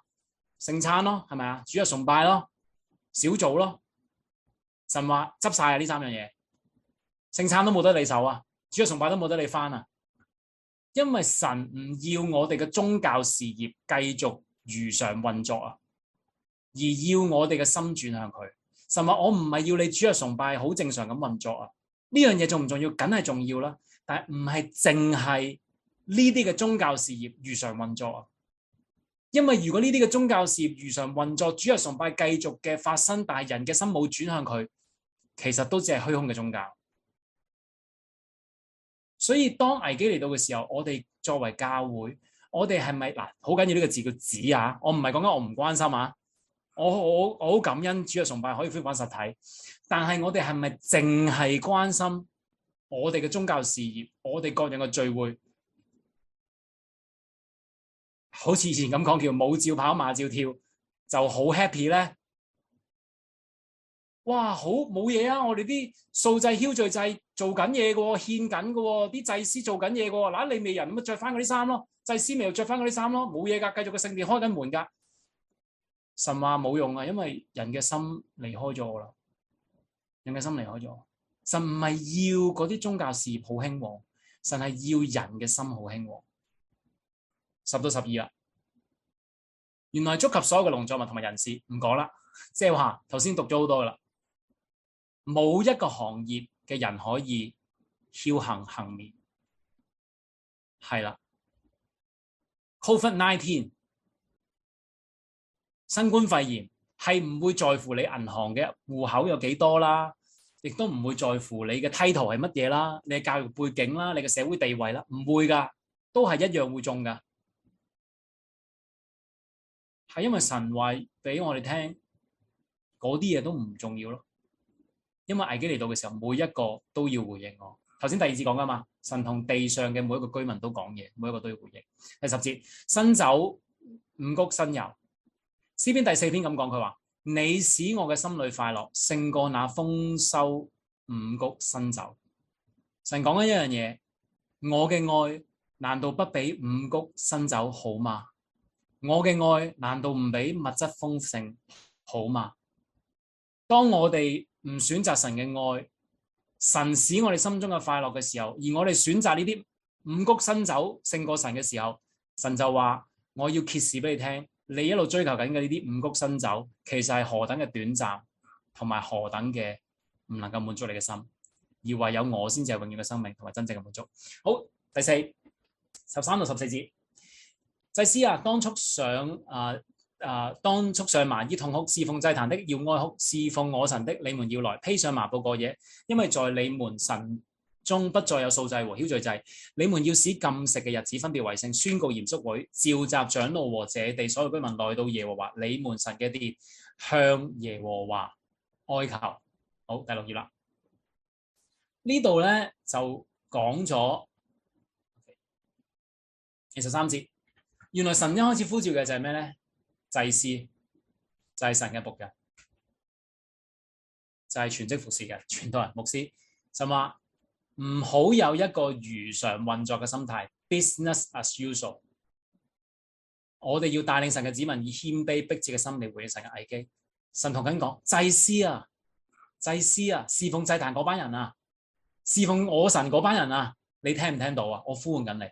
第13節，束上麻布。束上麻布係講緊做一個心理準備，即係話原來我哋要回應呢個危機，我哋要做心理準備嘅，我哋要改變我哋嘅時間表嘅，我哋要放棄我哋平常嘅活動嘅，我哋要作出一切合適嘅調整，無論係心理嘅調整、時間上嘅調整、安排上嘅調整、活動上嘅調整，都為咗要一定一樣嘢，就係我哋出席到嚴肅會，約咗人 cancel 咗佢咯。教會個年曆表安排咗呢樣嘢咯，取消晒佢咯。但係我 book 咗呢樣嘢，取消咗佢咯。就係作出一切嘅安排都要為咗出席嚴肅會，因為呢個係關乎生死。第13節啦，佢話我哋嘅心靈頭先講咗啦，同個危機要咩啊？有情感嘅連結啦，就係個危機嚟到嘅時候，我個心有冇 connect 到呢個危機，而俾呢個危機嘅痛刺入我哋嘅心。而唔係採取一個旁觀者或者裁判者，其實或者另外一個字更加好就係叫評論者、評論員啊。通常危機嚟到嘅時候就係兩班人噶啦，食花生嘅人旁觀，評論嘅人都係食花生，不過食住花生咁樣評判佢、評論佢，都係呢個唔好啦，都係呢個問題啦，都係咁樣啦，都係咁啦。美國係咁啦，政策係咁啦，入境係咁啦，要隔離係咁啦，要打針係咁啦，打幾多針啦。好多嘅 opinion 啊，好多嘅意見，但係呢啲全部嘅意見嘅泛濫都係會使你嘅心抽離同埋剛硬同埋冰冷。第13，披上麻布過夜，即係咩咧？祭司要披上麻布，脫下嗰個榮耀嘅祭司袍，謙卑承認喺神面前，我哋同其他人一樣，即係話，譬如我啦，作為全職服侍人，我要嚟到話俾你聽，我哋一樣咁差，我哋一樣咁衰，我哋一樣都要神，我哋唔係要俾人高高在上，俾人哋好。我哋都要悔改，唔係我比你好，係我哋都要悔改，我都要悔改。所以過夜係講緊，我哋唔係以一個輕率嘅態度禱告。有時間咪祈咯，記得咪祈咯，有感動咪祈咯，唔係，而係講緊付上代價同神摔跤，用一個極端嘅態度去面對極端嘅危機。因為 extreme times requires extreme measures， 即係話極端嘅時刻需要極端嘅解救方法，直至到我哋睇到突破為止。要喺個位置。第14節，神就講咗應對危機嘅5個策略。咁啊，好快咁講。第一就係講到關於咧要禁食，係啦，原來禁食係必須嘅，係啦。嗱，剩低嗰啲唔講啦，自己翻去睇。即係話原來要逆轉一個城市嘅命運咧，係必須要群體禁食，群體嘅禁食。唔係淨係祈禱要禁食，亦都唔係淨係禁食祈禱個人嘅，係要群體。點解咧？我祈禱咪得咯，一個人祈禱咪得咯。我好屬靈嘅，我同神好親密嘅，我自己禁食好勁嘅，禁食40日，禁食80日都得。唔好啊，弟兄姊妹咁會死嘅。禁食40日，祈禱神話唔得，要一班人。點解啊？神，我祈禱咪得咯，你聽我祈禱咩？唔得，一班人。點解啊？神啊，點啊？神點答咧？神話我係個父親，我唔係只有一個兒女，我要一個家庭嚟到回轉。我唔係只有一個人復興，我要一班人復興，所以一定要群體。咁嗰個人以為自己一個好勁嘅，佢咪需要謙卑咯？原來我自己一個係解決唔到嘅，我要其他基督徒幫我謙卑。第二，宣告嚴肅會就係轉化啦，唔可以當得呢個聚會可有可無啦。我哋要知道呢個係性命有關，關乎一個城市同埋國家嘅命運。而基督徒如果要改變一個城市同國家命運，必須要聚集埋一齊。所以嚴肅會係花極大嘅代價嘅。今日我哋都唔係好大代價，因為即係都有代價嘅，我都 appreciate 大家係有代價嘅，都好辛苦嘅，都要花時間嘅2個鐘頭喺個網上聽我講嘢，咁都係一個 effort 嚟嘅，我都 appreciate 嘅。不過我講緊如果相對喺實際抽埋一齊咧，可能個代價係仲大嘅。咁所以其實嚴肅會其實個代價好大咯，我想講就係可能要放低好多樣嘢啦。堂會嘅 agenda 啦，堂會都好多時間表噶嘛，可能夾唔同堂會夾個時間都好難噶，係咪？第三，招聚長老啦，最難招聚就係長老啦，就係教會領袖咯，因為教會領袖通常都最忙嗰班人嘅。神話咩啊？要招聚教會領袖，要招聚嗰啲城中嘅牧者們一齊回應。第四係所有嘅居民，即係每一個信徒都會回應啦。第5啦，向神哀求，就係我哋去禱告裏面認同神嘅應許，我哋認同神嘅審判係因為西奈山之約，我哋都認同神嘅復興係因為亞伯拉罕之約，所以佢會願意復興。而當我哋根據約珥書第2章嘅回應，我哋就會經歷到使徒行傳第2章嘅聖靈澆灌。我哋認同神嘅呢樣嘢，我哋認同係我哋衰，我哋犯罪。我哋認同神嘅回應係真實，應許係真實，而我哋認同係需要有個回應，而我哋相信神會釋放嘅工作，咁樣。好，第15到20節啦，最尾嘅6節啦。佢話哀哉，這日子臨近，好像毀滅從全能者來到。嗱，呢句說話好緊要，呢句說話好緊要。因為當危機嚟到嘅時候，啲人就會問點解會有呢個危機？神話我唔想你估啊，呢個危機係我猜嚟嘅。係咪啲農業嘅問題啊？係咪啲農藥問題啊？係咪天氣問題啊？點解咁多蝗蟲嘅？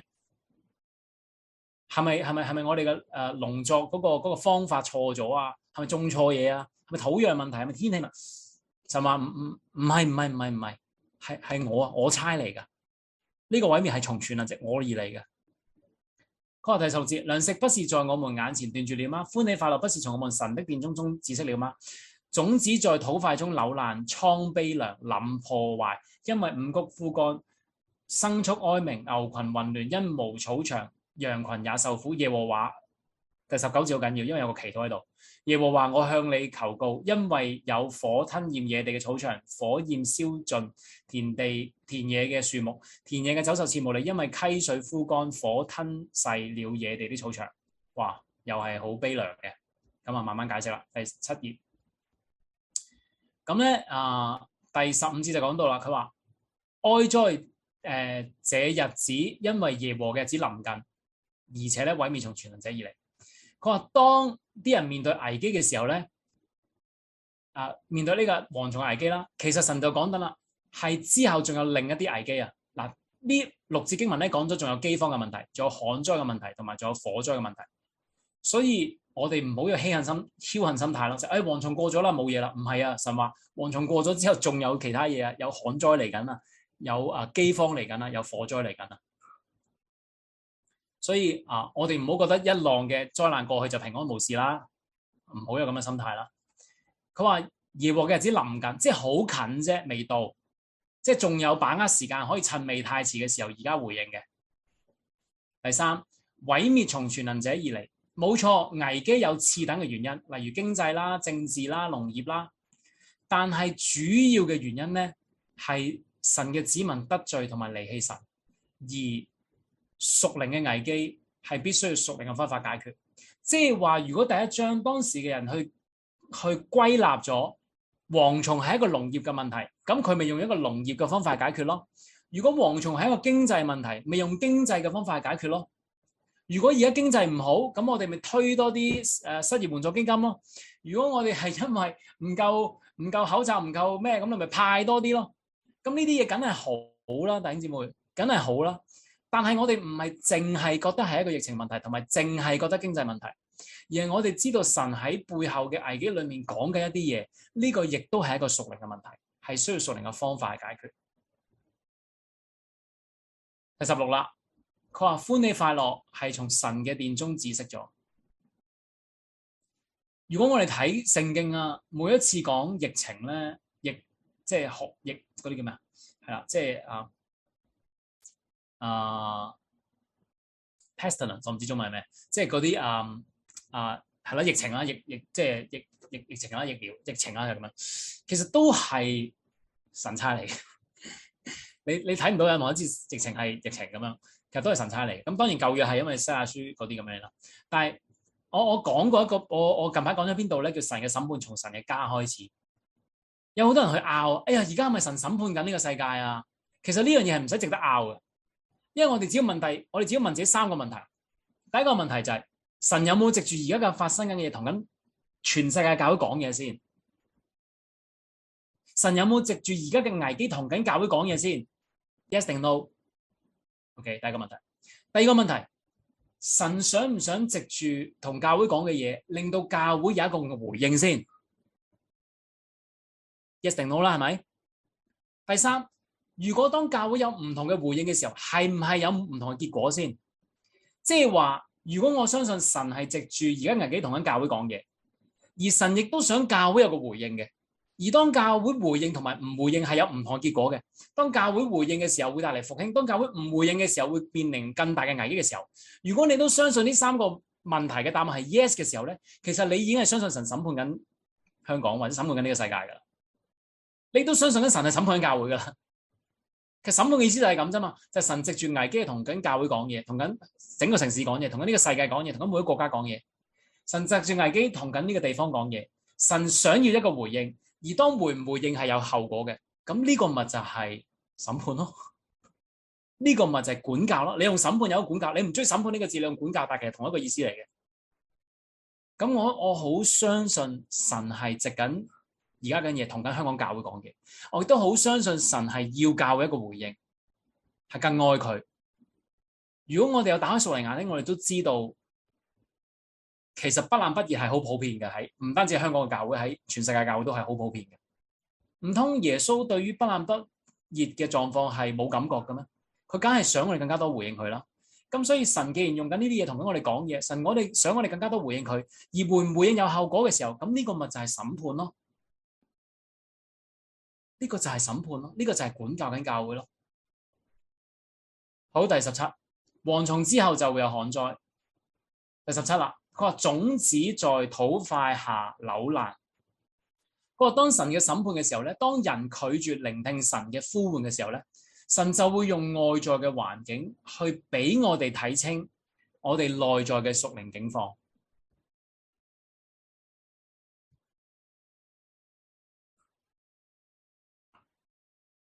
因為聖經咧係神溫柔嘅聲音，而苦難係神嘅大聲公。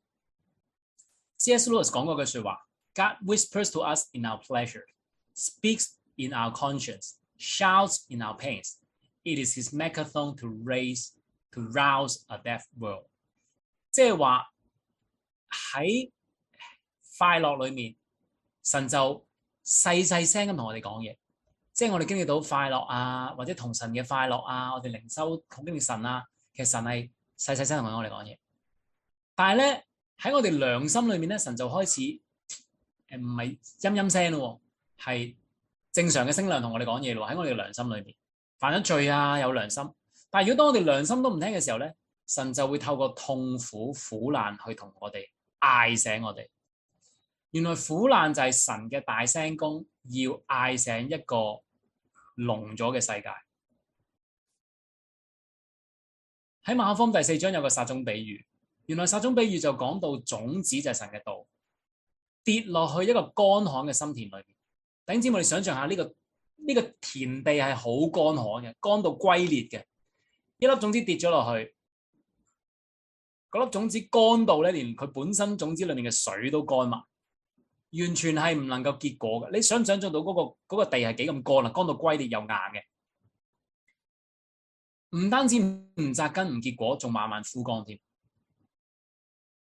頭先第17節講咩啊？種子在土塊下扭爛。我相信呢度唔係淨係講緊種植物嗰啲種子，係講緊神嘅道嘅種子。我相信呢度唔係淨係講緊外在嘅土地扭爛，係講緊我哋心靈嘅土地、心靈嘅心田扭爛。所以神其實問緊我哋一樣嘢，其實難道你睇唔到我哋嘅屬靈境況咩？神問緊我哋一樣嘢，難道你哋睇唔到你哋真實嘅屬靈境況咩？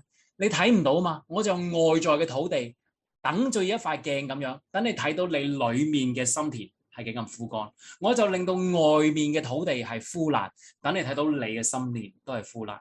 雅各書咁講，佢話我哋要除去呢啲嘅罪，用溫柔嘅心領受咩啊？所栽種嘅道。先知書咁講，佢話我哋要開墾荒地，因為我哋嘅心田唔可以好似一個土壤咁樣去枯乾、去龜裂、去乾涸。神話我一路同緊你講嘢，但係你嘅心唔回應，好枯乾、好乾硬。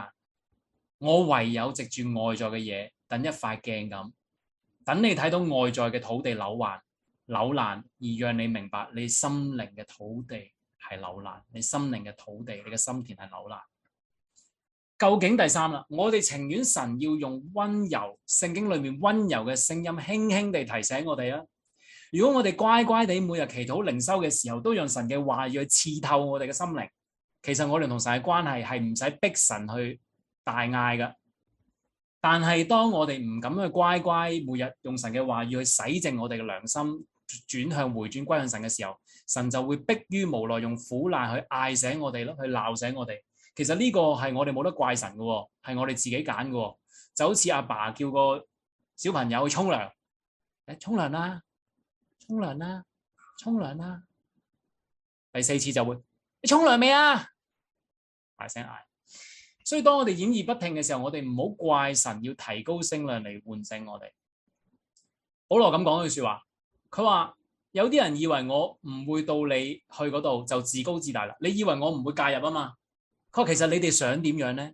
你係想我帶住棍子嚟啊，定還是我係慈悲溫柔嘅心嚟呢？保羅嘅意思即係話，你想我溫柔咁同你講嘢啊，定係你要我大聲鬧醒你呢？你哋揀啦，弟兄姊妹，唔好要我揀啦。神都係咁樣，佢話係你揀嘅，唔係我揀嘅。係我想揀用溫柔嘅聲音提你嘅，但係你唔聽，你逼我揀用大聲公嚟嗌你。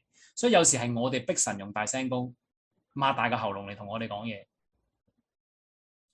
加太書咁講，佢話我恨不得現在馬上到你嚟到改變嘅語氣。保羅話我都唔想大聲公講嘢噶，但係你哋逼我要擘大個喉嚨，露晒青筋咁樣嗌你嘅。所以當我哋有一日苦難嘅時候，我哋唔好怪神唔理我哋。有一個經文我好想讀嘅就係咧喺筆記冇嘅，就係你可以寫低，就係喺耶利米就係喺以賽亞書嘅第63章。當時咧以色列民喺末世裏面咧就面對咗苦難，佢經歷到大災難，咁佢就問咗個問題喺以賽亞書嘅第63章嘅第15節，佢話求你從天上從你神榮耀嘅居所垂顧觀看。然後以色列人就去埋怨神啦，佢話你嘅熱心同埋你大能嘅作為喺邊啊？當經歷到苦難嘅時候，以色列民就去問神：神啊，你嘅大能喺邊啊？你嘅熱心喺邊啊？你又話愛我嘅，你又話係我嘅天父嚟嘅，你又話錫我嘅，你又話咁嘅，我祈禱你都唔應我嘅。神啊，你係好遠啊，你好難跟隨啊，你成日唔出聲啊，你唔講嘢啊，你唔喺我生命裏面啊，你唔知去咗邊啊？咁啊埋怨咗埋怨到64節啦，64章啦。咁神就喺65章講嘢。第一節，佢話沒有求問我嘅，我讓他尋到；沒有尋找我嘅，我讓他尋見；沒有呼求我國嘅，就說我在這裏，我在這裏。神嘅意思就係咁講，以色列民，你喺度以為我唔理你啊嘛？神話其實我係好容易被尋見嘅啫，我係好容易揾噶。你諗下嗰啲外邦人，本來都冇求問我嘅，我就俾佢尋見啦。呢個就神嘅回覆啦。第二節佢話咩啊？我整天向那悖逆嘅百姓招手，佢哋隨住自己嘅意念行不善嘅道。神話咩啊？唔係我唔理你啊，係我呢段時間一路都整天伸出手嚟招聚你翻嚟，但係你一路都唔理我。所以末世裏面教會嘅某一啲嘅信徒都會有一個呼喊：神啊，你去咗邊啊？神啊，你又話愛我嘅，祈禱都冇反應嘅。神啊，你去咗邊啊？你都唔理我嘅。然後神話係我一直呼喚緊你，但係你冇理我。有一句說話咁講，佢話啲人問 God where are you where are you where are you？ 有一個人祈禱不斷神啊，你喺邊你喺邊？你嗰個人同佢講，神同佢講佢話 I'm right where you left me， 我就正喺你對上一個掉低咗嘅地方。所以我哋唔係淨係問神去咗邊，而係我哋要問神你呼喚嘅時候，我去咗邊？神嘅回覆就係咁樣。咁跟住答啦，就話唔單止有饑荒、旱災、蝗蟲呢啲嘅嘢，然後神再話更嚴重嘅事嚟緊，就係軍事革，就第二章啦，下個禮拜先講。第20節啦，最後結束。如果你頭先有留意到嘅話咧，你會發覺成日有幾個主題重複嘅，就係頭先約珥書嘅第15至14節，係15至20節，就係關於兩個主題，就係溪水同埋草場，不斷講到咧溪水咧係枯乾啦，草場又燒毀啦，係啦，第20節啦，溪水又枯乾乾竭啦，火又燒毀野地嘅草場啦。如果你有留意聖經嘅時候咧，你會一諗到溪水草場，你會覺得好似曾相識喎。係啊，呢個似曾相識唔係偶然噶。呢個似曾相識就係詩篇23篇嘅溪水同埋草場，所以原來神要用呢樣嘢令我哋聯想起詩篇23篇，而去表達到一樣嘢。詩篇23篇係一個人跟隨耶和華，接受耶和華係個牧者，佢就有好美好嘅光景，有好好嘅溪水，有可安歇嘅水旁，有青草地上。但係神就做咗對照啦。如果你唔以我為牧者啊嘛，咁你嘅溪水就會枯乾，你嘅草場就會枯萎，係做一個完整嘅對比。其實神係藉住呢樣嘢講緊以色列，你見唔見到你屬靈嘅光景係幾咁悲涼啊？因為我係你嘅牧者，但係你拒絕咗，而呢個地方嘅牧者都係敗壞，令到羊群被忽略，所有人都離開咗神嘅心意。整個地方係冇草食，冇溪水飲，啲羊係瘦弱嘅。所以咧，呢個就係聖經福音書都有噶啦，就係耶穌咧用一啲叫先知性嘅行為，去帶出屬靈嘅信息。嗱，有一個神蹟係好出名嘅，就係5餅2魚嘅神蹟。嗱，詩篇3篇咁講啦。佢話耶和華是我牧者，佢要使我咩啊？躺臥在青草地上啊嘛。所以唔係淨係講一塊草啊，係講緊屬靈嘅餵養啊，係領我到我安歇嘅水旁啊嘛。唔係淨係講緊飲水啊，係講緊福音裏面俾你嗰種嘅安息同埋安慰。所以當耶穌行5餅2魚嘅時候咧，佢第一樣嘢叫人做咩啊？就係叫佢坐低啊！坐低，點解啊？因為嗰度嘅地方嘅草好多，係咪去令你聯想起詩篇23篇啊？就係好多嘅草啊嘛，而叫嗰啲人坐低啊嘛，咪就係使佢躺臥喺青草地上咯。咁嗰啲人咪坐低咯。當時有好多人啦，係咪？咁耶穌就餵飽咗佢哋嘅咩啊？屬靈嘅食物啦。一個屬靈嘅盛宴，唔係一個物質嘅盛宴啦，就係物質嘅食日啦。但係神話，我唔係淨係要滿足你物質嘅食物嘅需要，我要滿足你屬靈食物嘅需要。所以你睇約翰福音第6章，耶穌行完5餅2魚嘅神蹟嘅時候，佢即刻就講唔好為可以朽壞嘅食物勞碌，要為嗰啲到永生嘅食物勞力。所以耶穌就話我係生命嘅糧。耶穌唔係淨係餵飽人，佢要餵飽人嘅對靈糧嘅需要。佢話我就係屬靈嘅力量。然後馬太福音又咁講啦，佢話要吩咐嗰啲人坐喺草地上，仲直接呢個經文。就直情係講到坐喺草地上。馬可福音又再解釋啦，佢話點解要行呢個5餅2魚神蹟啊？就係因為佢憐憫佢哋，就好似沒有羊嘅牧人一樣啊。咁仲呼之欲出啦，係咪？就係詩篇23篇咯。就係耶穌見到嗰班人係如沒有牧人嘅羊，所以就行5餅2魚嘅神蹟，去話俾佢哋聽，你哋唔需要擔心，因為正如我點樣喺草地上使你躺臥，餵飽你物質界嘅食物嘅需要，我都會好似詩篇23篇嘅牧者一樣，使你躺臥喺青草地上，滿足你屬靈食物嘅需要。甚至係藉住物質界嘅嘢去帶出屬靈嘅信息。好，耶利米書一樣，就係講到曠野嘅草場枯乾，其實都唔係講緊個塊草地啊，因為上文下理你就知道啦。其實講緊啲咩啊？講緊啲假先知啊，佢亂咁講神嘅說話，講緊啲領袖屬靈嘅權柄，就係亂咁用神嘅權能，令到啲草場乾晒，即係話冇屬靈嘅餵養啊，所以啲羊係走失晒。最後一節啦，但係喺頭先講咗啦，第15到19節中間有一節好正嘅插咗一句嘅，就係第19節，就係插咗個祈禱喺度，耶和華，我向你呼求。所以當我哋被呢啲蝗蟲啦、飢餓啦、旱災啦、火災啦四面圍困嘅時候，有經濟問題啦，有飢餓問題啦、糧食問題啦、衛生問題啦、軍事問題啦，所有圍困嘅時候，我哋做啲咩啊？求告耶和華。啲人就會問你啦，你俾咁多嘅困難圍繞住，點解你會咁喜樂？點解你會咁盼望？到時你就可以講，有人問你心中盼望嘅理由，你就可以隨時去答覆。因為你係一個危機前哭泣禱告嘅人，而唔係一個危機後先禱告哭泣嘅人。所以簡單做個祈禱，我哋分組好冇？天父，我哋多謝你，讓我哋今日一齊去讀呢個約珥書嘅第1章。主俾我哋真係去建立一個約珥書第1章4節嘅呢個群體，就係一個世代，一個進入屬靈氛圍，一個約珥書文化嘅一個群體。讓我哋就係嗰一個去吹起號角，讓我哋今日唔係淨係聽號角嘅聲音，我哋都成為嗰個吹號角嘅聲音。我哋多謝你，禱告奉耶穌嘅名。